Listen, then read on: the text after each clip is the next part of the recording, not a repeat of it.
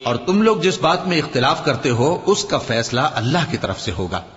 یہی اللہ میرا پروردگار ہے، میں اسی پر بھروسہ رکھتا ہوں اور اسی کی طرف رجوع کرتا ہوں.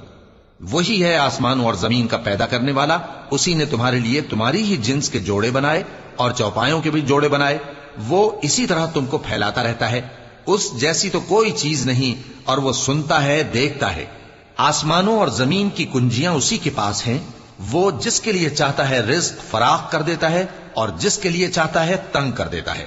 بے شک وہ ہر چیز سے واقف ہے. اس نے تمہارے لیے دین کا وہی رستہ مقرر کیا جس کے اختیار کرنے کا نوح کو حکم دیا تھا، اور جس کی اے نبی ہم نے تمہاری طرف وہی بھیجی ہے، اور جس کا ابراہیم اور موسیٰ اور عیسیٰ کو حکم دیا تھا. وہ یہ کہ دین کو قائم رکھنا اور اس میں پھوٹ نہ ڈالنا. جس چیز کی طرف تم مشرکوں کو بلاتے ہو وہ ان کو ناگوار گزرتی ہے. اللہ جس کو چاہتا ہے اپنی بارگاہ میں برگزیدہ کر لیتا ہے، اور جو اس کی طرف رجوع کرے اسے اپنی طرف کے رستے پر چلا دیتا ہے. اور وہ لوگ جو الگ الگ ہو گئے تو علم حق آ چکنے کے بعد آپس کی ضد سے ہوئے. اور اگر تمہارے پروردگار کی طرف سے ایک وقت مقرر تک کے لیے بات نہ ٹھہر چکی ہوتی تو ان میں فیصلہ کر دیا جاتا. اور جو لوگ ان کے بعد اللہ کی کتاب کے وارث ہوئے وہ اس کی طرف سے بڑے بھاری شک میں ہیں.